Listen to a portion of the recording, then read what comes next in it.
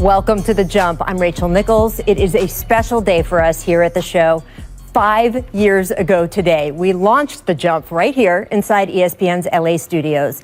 And I am so grateful to the producers, directors, crew, reporters, and players who make this show what it is every day. Most of all, though, to you out there watching. We've done more than 1,000 episodes, had what feels like 1 million special moments. So a little salute here to the past 5 years. Take a look. Welcome to The Jump, indeed. We are so excited about this new basketball show.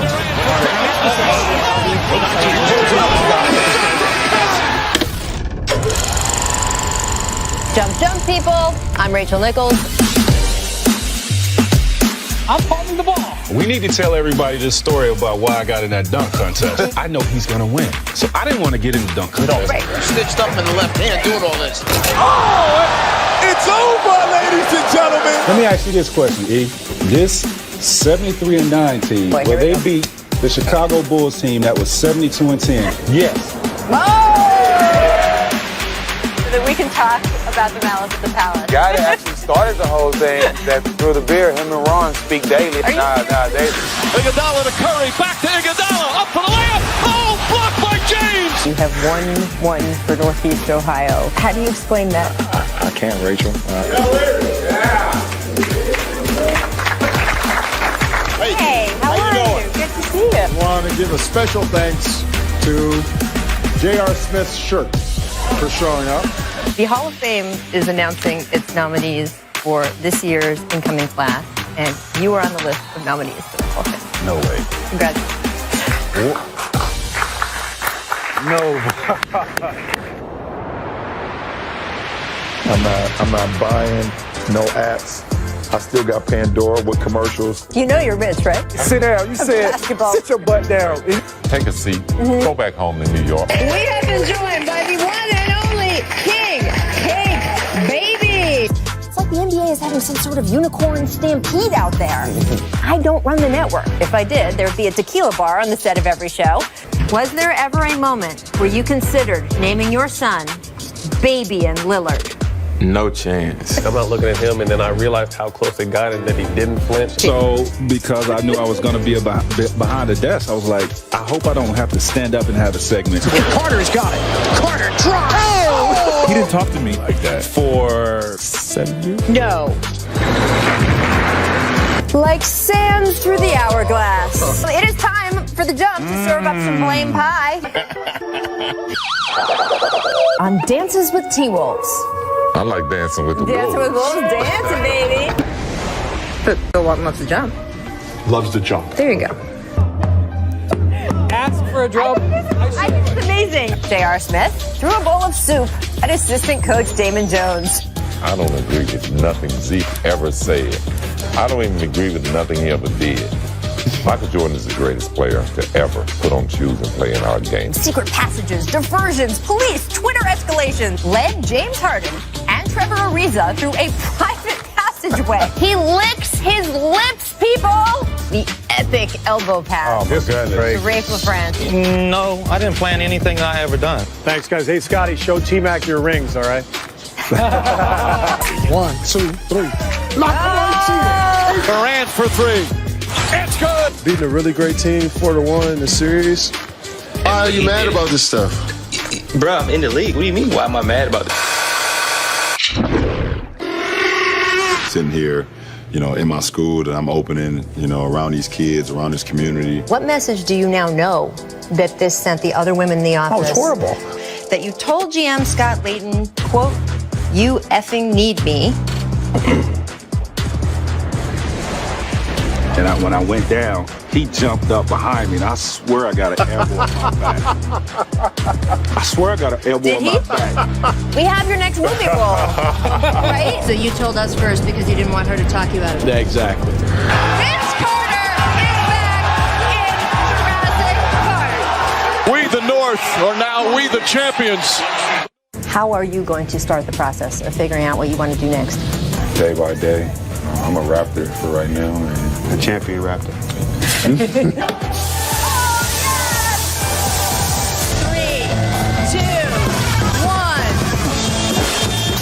1. I'm here with Richard Jefferson. They played a basketball game. Okay. I'm in the game, baby. I've been trying to tell you. Yeah, we were trying to tell you. We got a new studio. Yes, that's right. We have a brand new studio. I'm not putting no more energy into Kevin Durant. I said what I said, Ray. I can't believe I'm friends with the KG now. And Stop.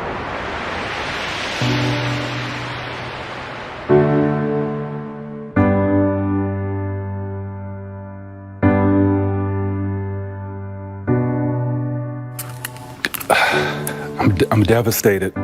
And what did you next text on your phone? Who were you reaching out to? Kobe, see if he would hit me back.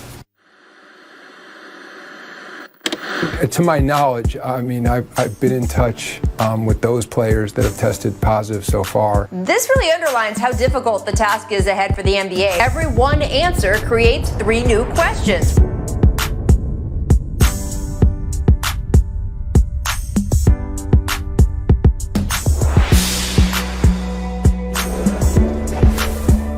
Well, as Mike Breen put it, Three-pointer. Bang! Bang! Luka Doncic has no fear. And isn't that fun for the rest of us? There's Davis, 4-3 in the win. Oh, it's good! Anthony Davis has won it for the Lakers! The Lakers conquer the bubble, and banner number 17. Well, you have done it, LeBron. What does it mean to you? We just want our respect, and I want my damn respect too. Anything's possible. Rachel, Brian, 17 of the last 24 at home. They get it. All right. So we say, yay, we're in on the Warriors. Yay. Big thanks to both of you guys. Thank you guys for making Rachel our first Nichols show is so back. much fun. Rachel Nichols is Sports Nation back. is next. Just an amazing 5 years indeed. Thank you so much to producer Bodmer, who put together that entire piece. And now I am thrilled to welcome back to The Jump. You saw him in the clip reel, NBA Commissioner Adam Silver. Adam, thank you, everyone at the NBA. Thank you to everyone at NBA Entertainment, the Players Union, for the incredible support we've had over these past 5 years. Thank you, Rachel. I remember it was your vision to have this show. I remember you coming to me and your bosses at ESPN and saying, this is something missing in the NBA landscape. We need a daily show. There's so much going on. And just looking back on that highlight reel, so many happy moments, some really sad moments as well. But, thank you and your group, your producers, for the intensity of the coverage you provide. It's fantastic. As you said, it's for the fans at the end of the day. So everyone appreciates it. Yeah, well, it's a huge, huge group effort here, and especially our Jump family out there participate and are a big part of it. I do want to get your thoughts, Adam, on a couple things since you're here. You guys officially announced the All-Star Game today. We've heard players voice concerns over the past couple weeks. So what made you guys decide to still go ahead with the game? We decided to go forward with it because, well, let me begin. There's a health crisis in this country. There's an economic crisis. And we made a decision beginning last summer that we were going to take the pandemic on in a full-throated way. And we were going to attempt to conduct our business to the extent it was safe and healthy for our players and our staff to the full extent we could. All-Star has been a tradition in this league now going back 70 years. We only missed 1 year over those 70 years. And for us, it's our number one fan engagement event of the year. Of course, we don't have a neutral site championship. It's an opportunity for the entire NBA community to converge around one event. Now, I recognize, of course, we're not going to have fans this year, but as I've said before, 99% plus of our fans never attend an NBA game. It's a global sport based on historic ratings. Roughly 130 million people globally will tune in for this All-Star game. Based on past numbers, something like 100 million people will vote for the All-Stars. We're already up 10% this year. And last year, coming out of our All-Star events, we had over 1 billion social media moments.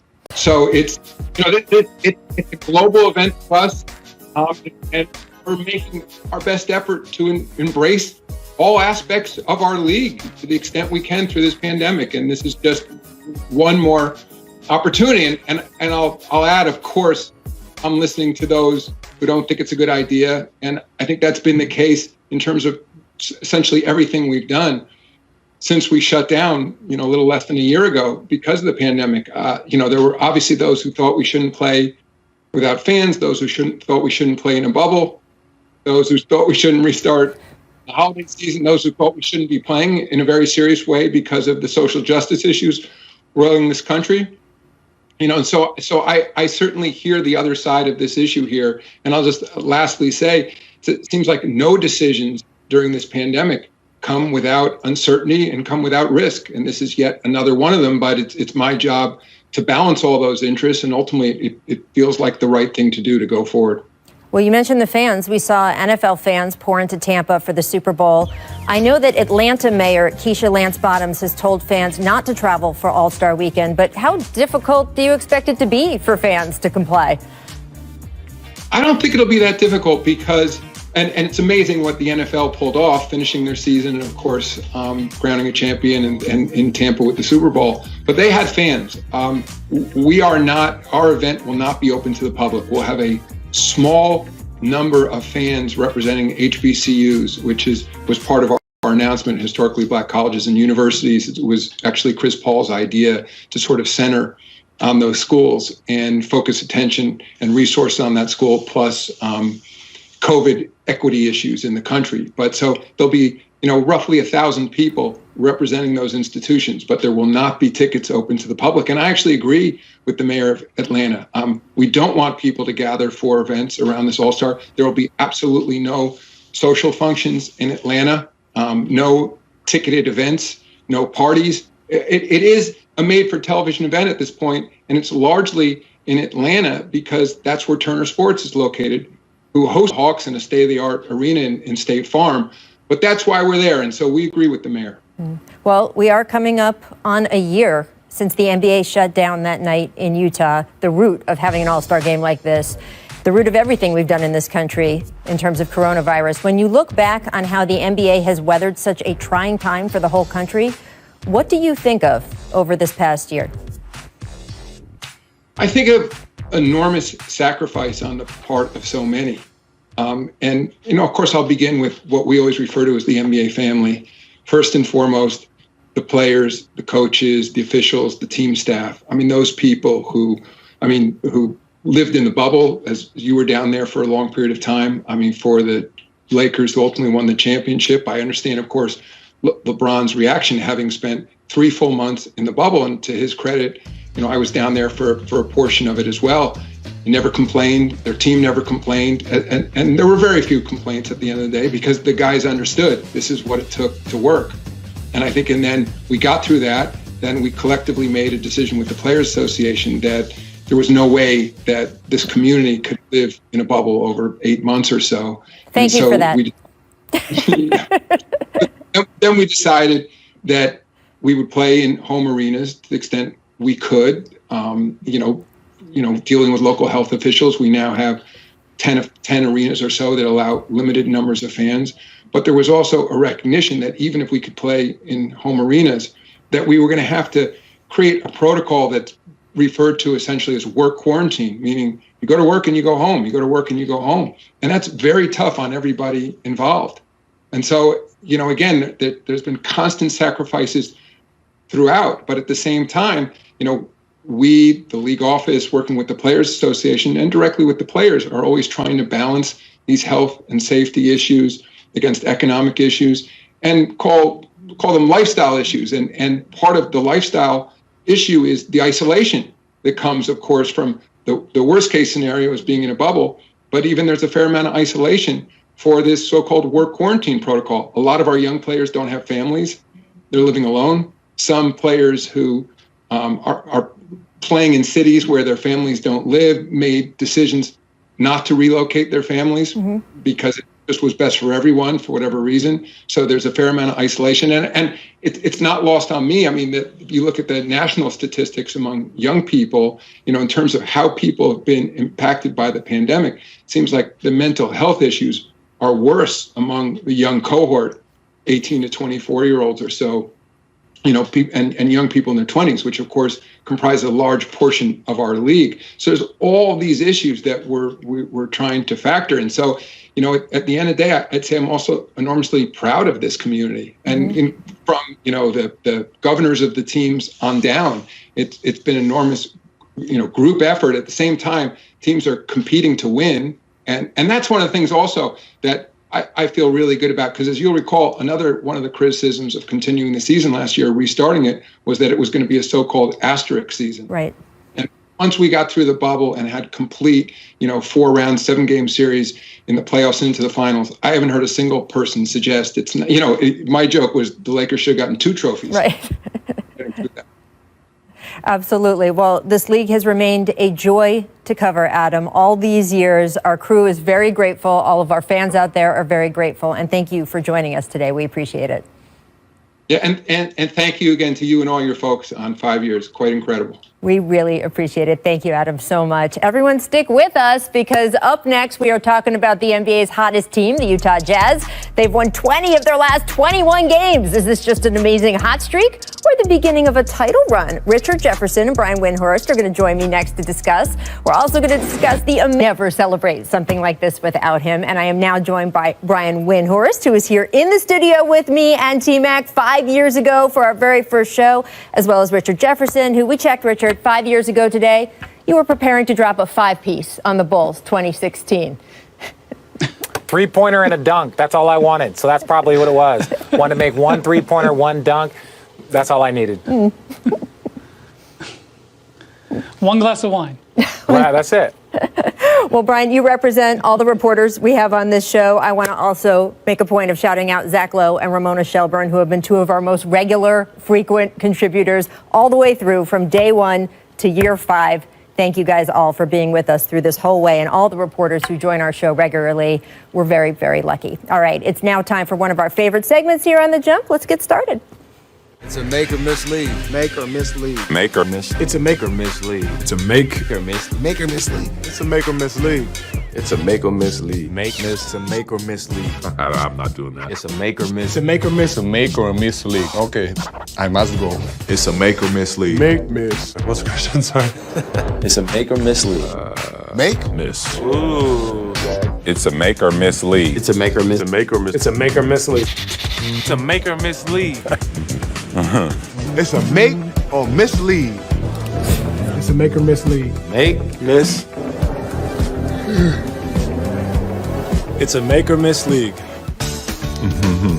Make, miss. It's a make or miss league. But you got your rhythm going now. It's a make or miss league. If you could look into the camera, this is for The Jump. If you could say it's a make or miss league. I don't believe that. Okay. Then you don't have to say it. I appreciate it. It's a make or miss league. They all come around. Thank you to everyone for all of those shout-outs over 5 years. Make and ones, Nuggets whiz, Campazzo open, and in comes Garrison Matthews with the tackle. Richard, what is he thinking? What kind of contest was that? And I can understand if somebody had done a little bit of something. Yeah, that's not a closeout. That's a clothesline. Thank you. Closed out his career.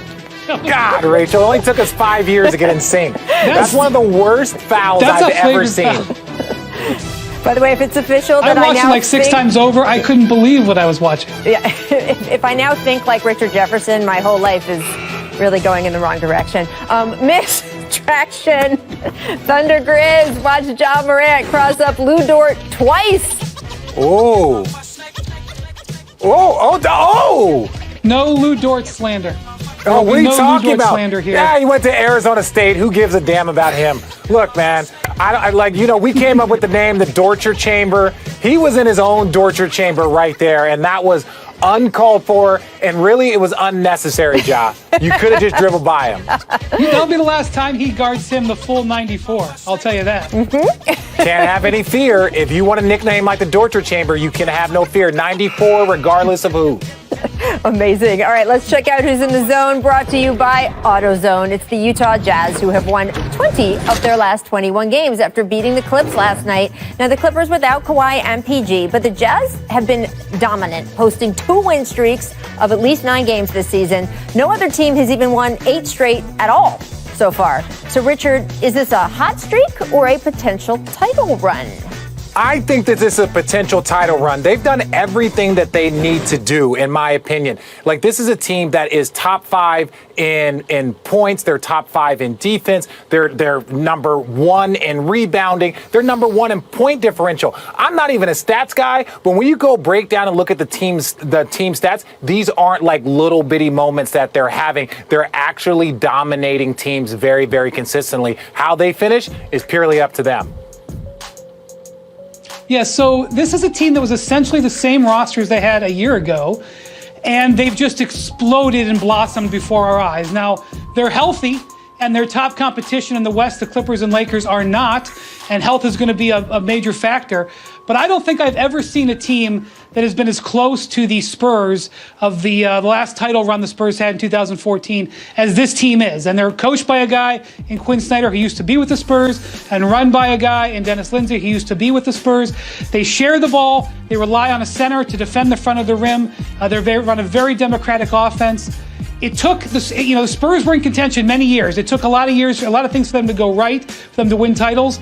I think the Jazz are in contention to win it. Whether they will, let's wait and see. But man, they're good. Yeah, really fun to watch too. Just they play together, and you can tell that most of that team has been together this whole time in a season where continuity is such an advantage. They are maximizing everything they have to offer. And of course, Quinn Snyder, as you mentioned, fantastic this year and every year. And he is going to be coaching the Western Conference All-Stars, or I guess whoever the Western Conference player selects on his draft team. We'll get to all of that later. All right, let's get to Steph Curry, though, who's still really good. Newsflash, really good, even when he is not at his best on a night where he missed a career-high 15 threes. Curry led the Warriors still to a 15-point fourth-quarter comeback to force overtime, then made a number of key plays down the stretch to seal the win. The Warriors currently 7th in the West. So, Brian, we knew once Klay got hurt again, this was going to be a difficult year for the Warriors. And there was a real range, right, in expectations for them or what people thought that they could accomplish. Is the way Curry has come back and played changed your expectations for the Dubs for this season? No, and I don't mean that to sound bad. Like, I thought they were a bubble playoff team, and I expected Steph Curry to be great. I'm one of these people who believe that Steph Curry is a top 10 all-time player. And like last night, as good as he was, that wasn't even a top 10 performance that he's had this season. It was, he was good at the end, but it was kind of just average for him. And that's how much I believe in Steph Curry. That's how much I believe in the Warrior way. And Draymond Green is putting on a clinic on how to win basketball games without scoring this year. It's a joy to watch him play. I still think they're a bubble playoff team. I still think they're going to remain there. I could even argue that it might behoove them, especially considering they have the Minnesota Timberwolves draft pick this year, if it's outside the top 3, that it might be best for them to miss the playoffs and get 2 lottery picks in this draft. But hats off to Steph Curry. He's been great for a long time. He's an MVP candidate. He's not surprising me at all. That face, Richard, is fantastic, yes? Well, no, I understand. There was a lot of things that we have to unpack that Wendy just said. One, top 10 player. I respect that. I cannot wait to see your top 10 list. And I say this, but knowing that Steph still has more to add to his resume. Next part that I want to talk about is 3 titles and 2 MVPs, Rach. That's a short list. It's a very short list, and he's going to add to that list before he's done, but I'm just curious to hear your top 10. That being said, the Warriors are right where they are, right where they should be. Steph is having an MVP numbers stats type season, and they're the 7th team in the conference. So, that being said, what are they? The best that I think that they could do is possibly a second round. I'm not going to ever say a guy that's having an MVP season that's one of the top 10 players of all time should, or maybe their team should think about losing to get a second lottery pick. That's not what top 10 players do. That's not what Steph does. So I think that the Warriors are a very good team. I think a second round, if they're healthy, if they're playing well, but eventually they're going to run into some troubles with a lack of firepower when you start playing against those top teams. Well, Steph Curry has said it is fun going to the arena every day and just having that challenge of not knowing how a game is going to turn out. There were certainly years where they had pretty serious expectations that they were going to walk into the arena, or as Draymond Green once put it, when we arrived on the bus, we pretty much knew we were going to win. And he said that he's actually enjoyed the process this year of working his way through games with this team, but of course, he will also enjoy the process next year when Klay Thompson is back and they are once again expected to be championship contenders. All right, guys, stick with us because coming up a little later in the show, we're going to run back the top 10 plays during the Jump era, celebrating our 5-year anniversary. You don't want to miss that. And coming up next, we have another guest stopping by who was on our very first show, the one and only Chris Paul. Stick around to hear what his expectations for the Suns are this season, his brand new book, docuseries. He's got it all. Keep it locked. I just want to know how you were even better than you were 5 years ago when we started this show. What about your game do you think you've gotten better at as you have aged? I don't know, maybe attention to detail. Just trying to make sure I take care of my body. I think that's the biggest thing. You always want to give yourself an opportunity to be out there on the court to play. And just learning new teammates, the game changes or whatnot. But, when you play for a while, the game slows down for you. Absolutely. Although I think the game always looked like that to you, if you ask me, after watching your entire career. But I'll take that. I'll take that as an answer. The Suns, of course, haven't made the playoffs since 2010. You've got them competing not just for a postseason berth, but home court advantage in your first year with the franchise. What are your expectations for the team this season? We just got to keep getting better. We have somewhat of a young team, but we have, veteran leadership. We got Jay Crowder, who played in the finals last year, who was a great leader on our team. Book, who was unbelievable.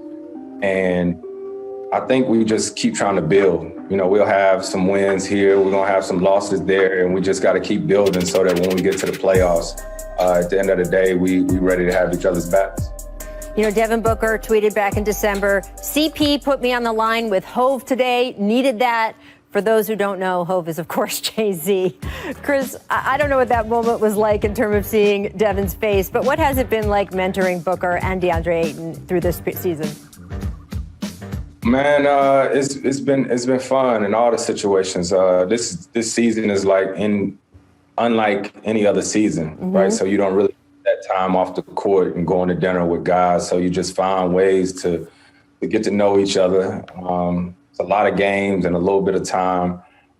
DA is a big guy who's very impressionable and still trying to figure out his way throughout the league. Book is just ready. He hungry. He didn't have in this league and whatnot. And I think for him, he just wants the stage. And it's cool to be around him and to see that hunger that he has. And Monty Williams, too. This is a reuniting for you. What shorthand do you guys have after knowing each other for so long? And what can you say about the job he's done with this team? Yeah, Coach has been amazing. It's crazy to think 10 years ago was when I played for him last. There's definitely a comfort there. We sort of know how to communicate with each other. We learned things from the last time that teamed up together. And it's a lot of new faces with our team. It's a new organization for me, and it's a fun process. You're always learning.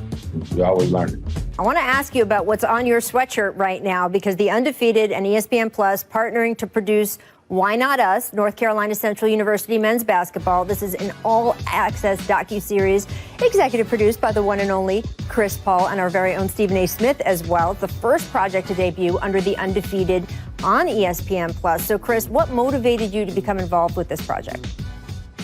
And what motivated me? Everyone in my family attended HBCUs except for me. And so just paying attention to everything that was going on and knowing LaVelle Moton. I've known him for years, and I followed North Carolina Central, Winston-Salem State, North Carolina A&T. I could go on and on with these HBCUs, but Vale, just to be able to follow him and to see how he connects with the players. And it's more than just basketball. It's about life. And to be able to tell this story, we're extremely excited about and want to continue to tell these stories. I'm glad you shouted out Coach Moton. He is one of the best to do it at the college level. And he's a character, too. So people are going to love following him and his team in this docuseries. But you got other projects going on, too. We just learned yesterday that you're working on a new book, co-authored by our very own Michael Wilbon. It's entitled 61 Life Lessons from Papa on and Off the Court, to be released in September. What can you tell us about that, especially about the title, since I know it's in honor of your late grandfather? Yeah, it's been something very fun to work on, especially really closely with Mike Wilbon and my brother. I've got a chance to learn a lot about myself in doing this. It's about my late grandfather, who was murdered when I was in high school. I was 17 years old then, I'm 35 now. So I've got a chance to see how that has affected me up to this point in life. And, it's cool to be able to share like a snapshot of my journey and what my life has been like and the things that my late grandfather instilled in me at an early age. I love being around your family. Your brother, who you mentioned, CJ, has been an incredible partner with you throughout your career. And I'm very fond of your parents, Chris, so I'm thrilled to hear a little bit more about them in this book as well. 5 years, it has been 5 years since you walked on to it. We had a whole different set at that point. What do you remember from that day 5 years ago? Man, I remember coming in and you was telling me that this was the first episode, right? It was, you didn't have all the bells and whistles you got now. Nope. You didn't have all that. You big time now, Rach. You got guest appearances day in and day out, everybody trying to be on the jump. But I think it's a testament to our game, what you're doing, and it's dope. So big shout out and congratulations to you. Well, we appreciate that. It is a testament to the game, to the sport, to the players who play it, because that is who people are tuning in for every day. It was not quite me and T-Mac standing in front of a chalkboard, but you're right, it was close. So we appreciate the growth of the show since then, and we certainly appreciate you. I am so excited to see all these projects come to fruition, especially your project with the Phoenix Suns. You are on a playoff course this year, my friend. We're looking forward to it. Thank you so much, Ray. Thank you. Always so fun. Coming up, we're running back the top 10 plays during the 5-year run of this show.